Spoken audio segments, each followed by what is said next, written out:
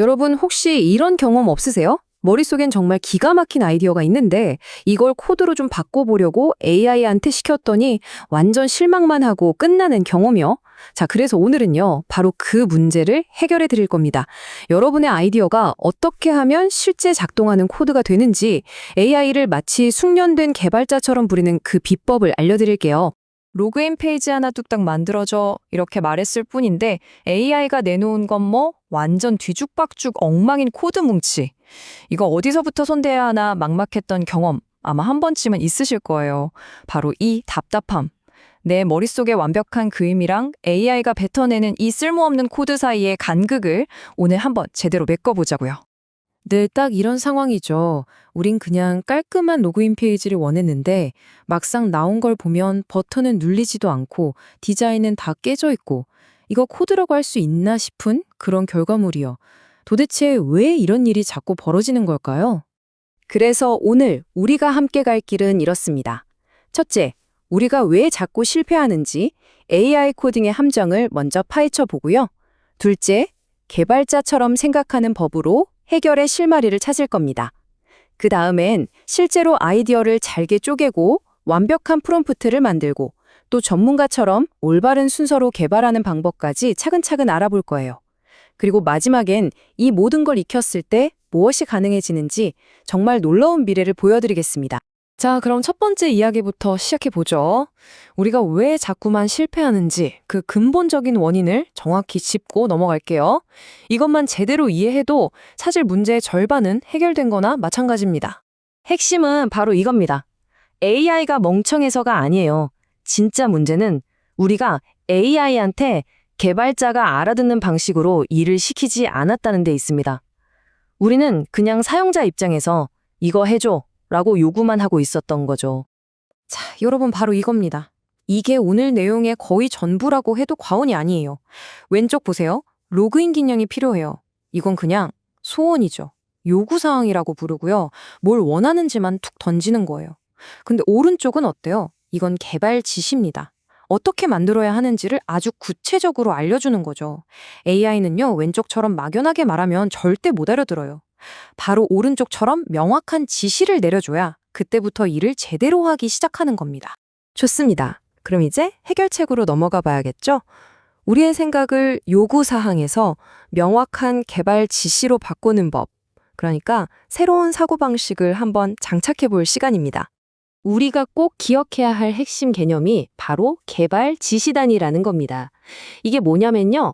기능 하나 만들어줘 라거나 화면 하나 짜줘 같은 큰 덩어리가 아니고요. AI가 딱 한 번의 명령으로 끝낼 수 있는 책임이 아주 명확하게 분리된 가장 작은 작업단이라고 생각하시면 돼요.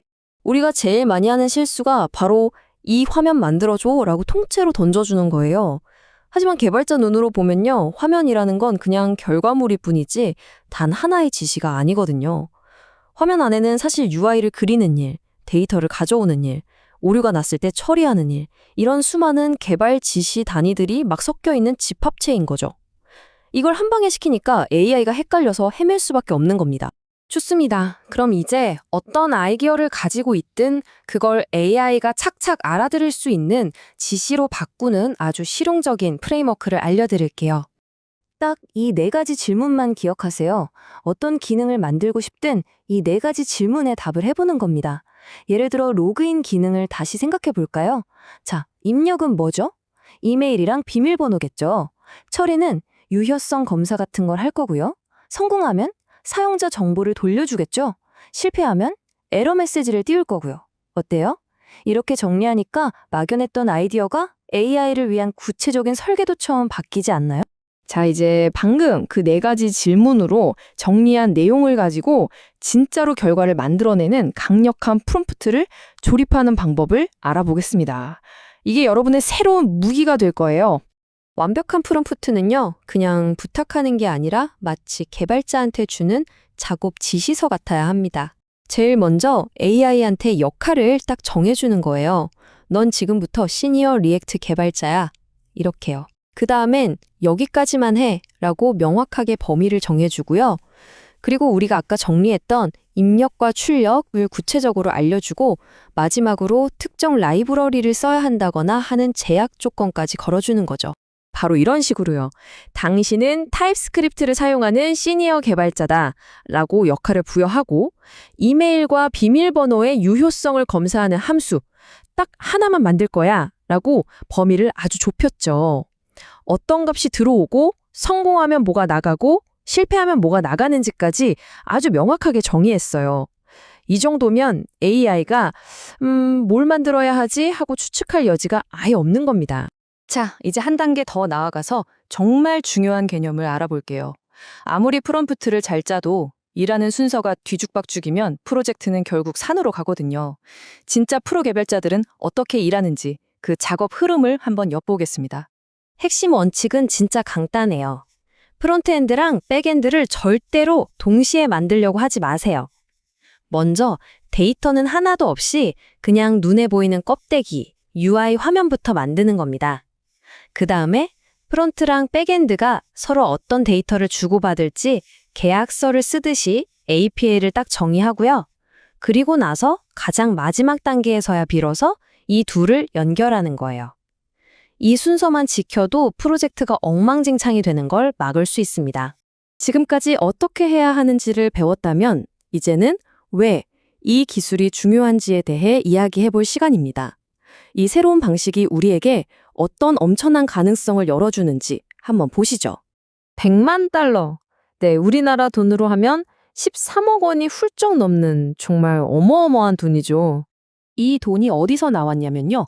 피터 레벨스라는 한 개발자가 오직 AI만으로 100% AI 코딩으로 만든 게임의 연간 매출액입니다. 그런데 진짜 놀라운 건 따로 있습니다. 이 엄청난 돈을 버는 게임을 만드는데 딱 17일밖에 안 걸렸다는 사실이에요.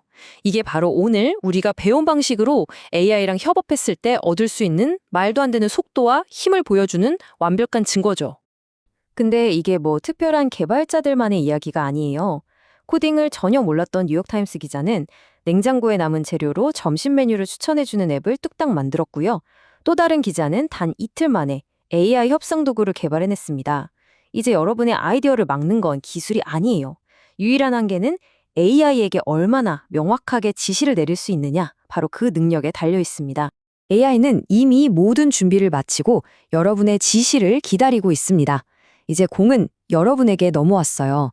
오늘 배운 이 방법으로 여러분 머릿속에 잠자고 있는 그 멋진 아이디어를 현실로 한번 만들어 보세요. 자, 가장 먼저 무엇을 만들어 보시겠습니까?